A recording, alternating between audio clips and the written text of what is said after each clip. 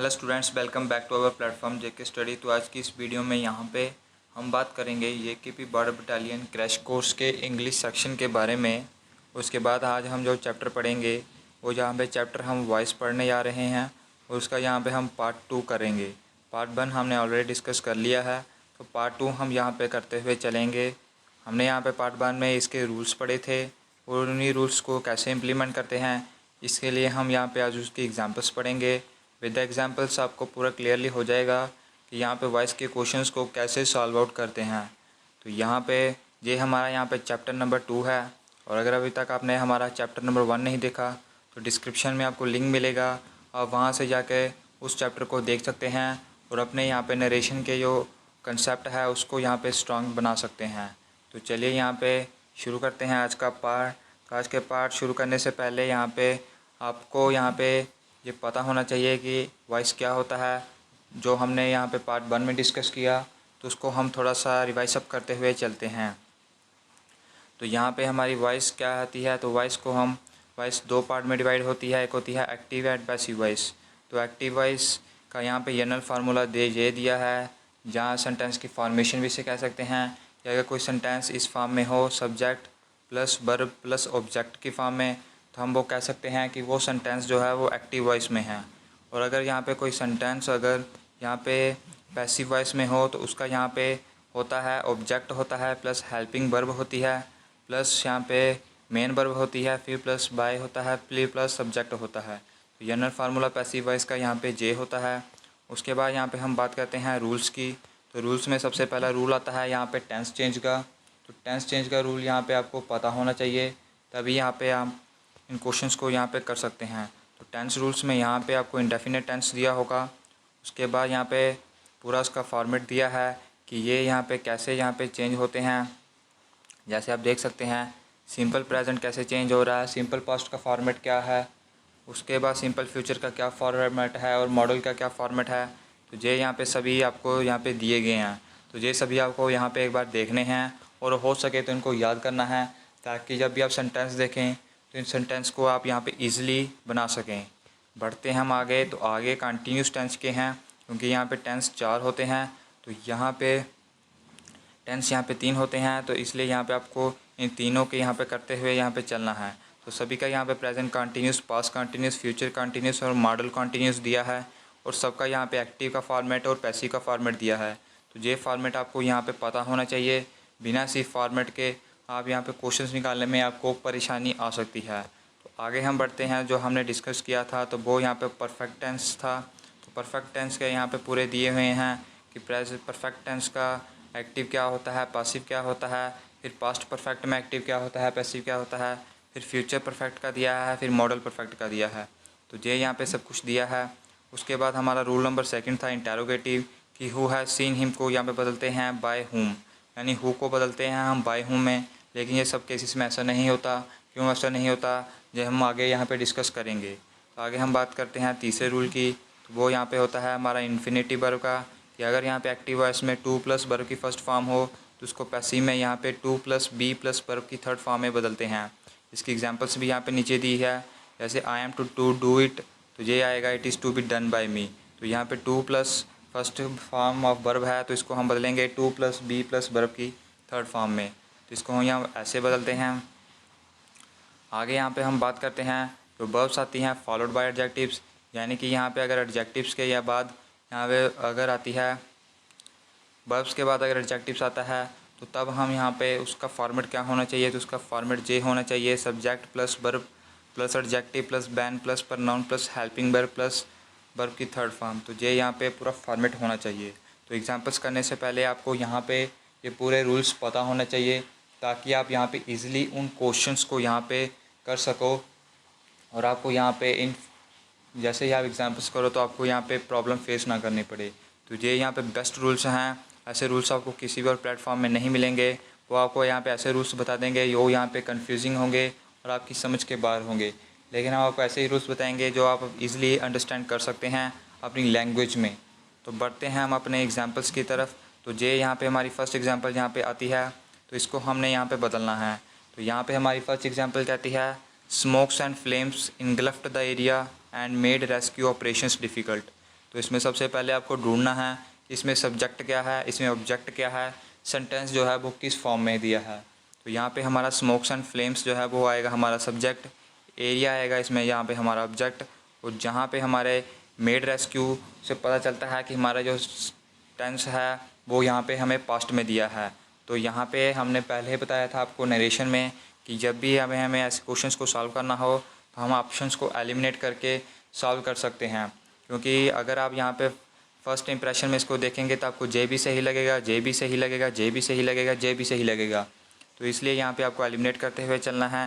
तो यहाँ पे हम देखेंगे तो सबसे पहले हमारा ऑब्जेक्ट आएगा, तो द एरिया यहाँ पे ठीक है, वास में ठीक है क्योंकि यहाँ पे सेंटेंस जो है पास्ट में चल रहा है, तो वाज आएगा। इनगल्फ्ड आएगा इन smoke and flames and make rescue operation difficult. तो यहाँ पे मेक आ चुका है, यहाँ पे मेक नहीं आएगा क्योंकि पास्ट से यहाँ पे हम देखते हैं तो यहाँ पे हमारा मेक आ जाता है। तो मेक यहाँ पे नहीं आएगा क्योंकि यहाँ पे पास्ट में से प्रेजेंट में नहीं जाएगा, जबकि पास्ट से आगे फ्यूचर में जाएगा। तो यहाँ पे मेक यहाँ पे आता है, तो ये हमारा यहाँ पे गलत ऑप्शन हो जाता है। उसके बाद हम करते हैं सेकंड ऑप्शन में, तो यहाँ पे the area was इनगल्फ्ड in smoke and flames and making rescue operations difficult. तो यहाँ पे मेकिंग है, तो ये यहाँ पे हमारा ठीक लग रहा है क्योंकि यहाँ पे मेकिंग आएगा। तो यहाँ पे मेकिंग ही आएगा क्योंकि कंटिन्यूस में जाएगा, उसके बाद पास्ट यहाँ पे कंटिन्यूस से यहाँ पे आगे यहाँ पे जाएगा। तो आगे हम देखते हैं थर्ड ऑप्शन, तो the area has been engulfed in smoke and flames and made rescue operations difficult. तो यहाँ पे एक तो यहाँ पे हैज़ बीन आ गया, तो हैज़ बीन यहाँ पे नहीं आएगा, तो यहाँ पे एक तो मेड ही रहा, तो ये यहाँ पे नहीं आएगा। उसके बाद हम फोर्थ ऑप्शंस में देखते हैं। फोर्थ ऑप्शंस में यहाँ पे कहता है the area was इनगल्फ्ड in smoke and flames and rescue operations were made difficult. तो यहाँ पे उसने सेंटेंस की सेंस ही चेंज कर दी, तो ये भी यहाँ पे हमारा गलत ऑप्शन होगा और हमारा राइट आंसर होगा ऑप्शन नंबर बी। तो बढ़ते हैं हम नेक्स्ट एग्जांपल की तरफ। तो नेक्स्ट एग्जांपल क्या कहती है, तो यहाँ पे कहती है कुनीन टेस्ट बीटर। तो ये यहाँ पे अगर आपने रूल्स पढ़े हैं तो आप इजीली इस क्वेश्चन को कर सकते हैं, क्योंकि यहाँ पे कुनीन जो है वो यहाँ पे सब्जेक्ट है, टेस्ट जो है वो यहाँ पे क्या है, तो टेस्ट यहाँ पे आती है हमारी वर्ब और बिटर यहाँ पे आता है हमारा एडजेक्टिव। तो ये यहाँ पे कौन सा फॉर्मेट और कौन सा रूल बनता है, तो ये बनता है यहाँ पे जब वर्ब्स फॉलो करती हैं एडजेक्टिव को, तो ये यहाँ पे वो बनता है। तो इसका यहाँ पे क्या आएगा, तो पहले सब्जेक्ट आएगा, फिर वर्ब आएगी हेल्पिंग वर्ब, उसके बाद यहाँ पे हमारा आएगा एडजेक्टिव, फिर हमारा व्हेन आएगा, फिर इट आएगा, फिर आएगा हमारी फिर से हेल्पिंग वर्ब आएगी और फिर हमारी यहाँ पे मेन वर्ब आएगी। तो जो हमारा राइट आंसर होगा वो होगा option number A, quinine is better when it is tested. तो ये यहाँ पे हमें और ऑप्शंस देखने की ज़रूरत ही नहीं है, क्योंकि किसी भी और ऑप्शंस में बैन दिया ही नहीं हुआ, यानी उस फॉर्मेट में सेंटेंस दिया ही नहीं हुआ, तो इसलिए हमारा जो राइट आंसर होगा वो ए। इसलिए दोस्तों रूल्स याद करने के आपको ये यहाँ पे फ़ायदे रहते हैं कि आपका इतना टाइम वेस्ट नहीं होता, आप इजीली यहाँ पे देख कर सकते हैं। अगर आपका फॉर्मेट आपके दिमाग में हो तो आपको इजीली यहाँ पे देखेंगे कि वैन किसी में नहीं है, वैन सिर्फ इसमें है, तो ये यहाँ पे राइट आंसर आ जाएगा। तो बढ़ते हैं नेक्स्ट क्वेश्चन की तरफ। तो नेक्स्ट क्वेश्चन कहता है, यहाँ पे क्या कहती है next example, the accountant took the cheque from the customer. तो अकाउंटेंट ने चेक ले लिया है कस्टमर से। तो इसमें यहाँ पे सब्जेक्ट होगा हमारा अकाउंटेंट, ऑब्जेक्ट होगा यहाँ पे हमारा चेक, तो ये यहाँ पे हमारा होगा। उसके बाद देखते हैं हम यहाँ पे ये कैसे आएगा। तो यहाँ पे हम देखते हैं, तो यहाँ पे हमारा क्या आएगा, तो सबसे पहले ऑब्जेक्ट आएगा। तो ऑब्जेक्ट हमारा क्या है, तो ऑब्जेक्ट हमारा चेक है। तो ये यहाँ पे हम लिखेंगे, तो यहाँ पे ऑप्शन नंबर सी हमारा सीधे ही गलत हो जाएगा, क्योंकि the customer was taken the cheque. तो ये यहाँ पे सेंस भी गलत है, पहले कस्टमर आ चुका है, कस्टमर हमारा ऑब्जेक्ट नहीं है, कस्टमर हमारा यहाँ पे सेकंड सब्जेक्ट है, लेकिन हमने यहाँ पे ऑब्जेक्ट लेना है। तो इसलिए हम तीन ऑप्शंस को चेक करेंगे। द चेक इज़ टेकन आ जाएगा, from the customer by the accountant, तो ये भी यहाँ पे नहीं आएगा क्योंकि ये यहाँ पे टुक जो है वो पास्ट में है, लेकिन यहाँ पे इज़ टेकन है, तो ये यहाँ पे प्रेजेंट कंटिन्यूस में आ रहा है, तो प्रेजेंट कंटिन्यूस में यहाँ पे नहीं आएगा। ये यहाँ पे हमारा आएगा पास्ट में, पास्ट कंटिन्यूस में, तो वो यहाँ पे हम देखते हैं। तो उसके बाद हम चेक करते हैं ऑप्शन नंबर बी। तो बी ऑप्शन में हम देखेंगे the cheque was taken from the customer by the accountant. तो ये यहाँ पे ठीक है क्योंकि वाज टेकन यहाँ पे लग रहा है, वाज टेकन यहाँ पे हमारा पास्ट कंटिन्यूस होता है।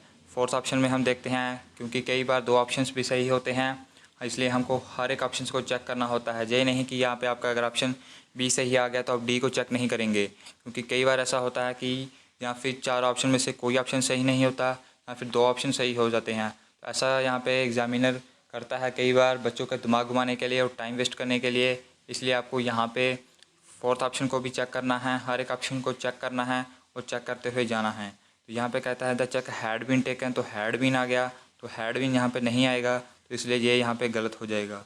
बढ़ते हैं नेक्स्ट एग्जाम्पल की तरफ। तो नेक्स्ट एग्जाम्पल क्या कहती है, तो यहाँ पे कहता है the gatekeeper refused him attendance.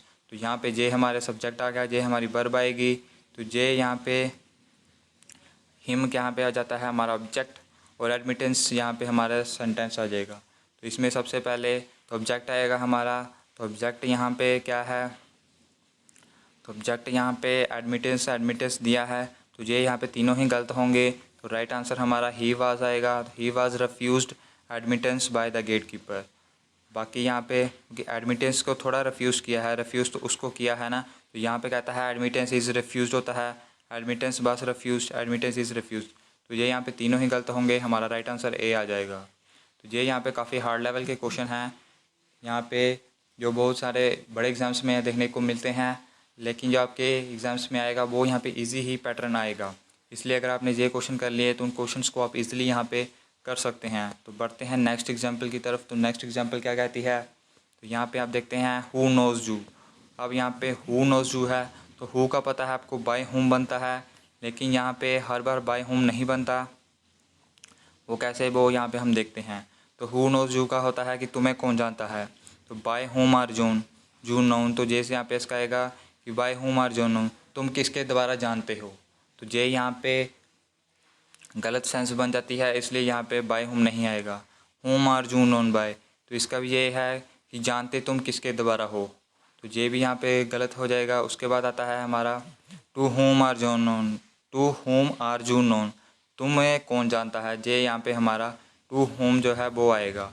तो हु हमारा यहाँ पे हुम में ही बदलता है, लेकिन बाय हुम में बदलेगा। जे यहाँ पे हर बार नहीं होगा, क्योंकि कई बार सेंटेंस जो है वो आगे चलकर गलत प्रोनाउंसिएशन में दिया हुआ होता है या गलत सेंस में दिया होता है, इसलिए यहाँ पे हमारा बाय हुम हमेशा नहीं आता। लेकिन हु का हमेशा यहाँ पे हुम ही बनेगा, जे यहाँ पे ज़रूर आता है। ये आपको यहाँ पे याद रखना है। बढ़ते हैं नेक्स्ट की तरफ। तो नेक्स्ट है हमारी एग्जांपल द न्यूज़ सरप्राइज्ड अस। तो यहाँ पे न्यूज़ जो है वो हमारा सब्जेक्ट है और अस जो है वो हमारा ऑब्जेक्ट है। सरप्राइज्ड हमारी वर्ब आ गई, तो इसको यहाँ पे हम कैसे करेंगे, तो अस का बनता है बुई, तो वह बुई आ जाएगा। उसके बाद होता है बुई का बर आता है, फिर आता है सरप्राइज्ड एट द न्यूज़। तो बुई जो हम हैं वो सरप्राइज्ड होते हैं एट द न्यूज़ में, तो ये यहाँ पे होता है, तो ये यहाँ पे ठीक लग रहा है। फिर आगे है बुई वर सरप्राइज्ड बाय द न्यूज़, तो न्यूज़ के दोबारा हम सरप्राइज्ड होते हैं, तो न्यूज़ के दोबारा यहाँ पे सरप्राइज्ड हम यहाँ पे नहीं होते। फिर उसके बाद है we were surprised with the news, हम न्यूज़ के साथ साथ सरप्राइज्ड होते हैं, तो ये भी गलत आएगा।